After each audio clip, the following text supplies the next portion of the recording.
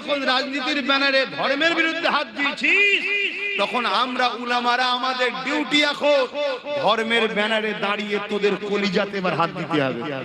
হ্যাঁ ঠিক না বেঠে? কেন তোদের সাহস বেড়ে গেছে। তোরা মনে করেছিস মোল্লা মৌলভী সাহেবরা রাজনীতিতে নেই, মুসলিম দলের কোন নেতৃত্ব দিবার কেউ নেই, মুসলমানদের হয়ে কথা বলার কেউ নেই, মুসলমানকে শুধু ভয় দেখিয়ে দেখিয়ে আমাদের কোলে তুলে রাখবো, আমরা যা খুশি তাই করব। না দিন সেদিন চলে গেছে।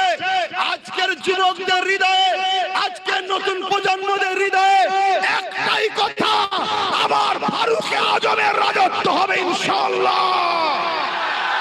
আবার ইনসাফ হবে, আবার ন্যায় হবে, আবার জাস্টিস হবে, আবার গরিবের অধিকার দেওয়া হবে।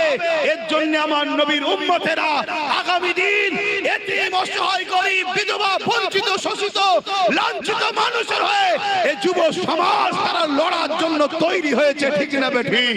হাত তুলে সাক্ষী দাও আল্লাহকে, লড়াই করতে রাজি, লড়াই করতে রাজি।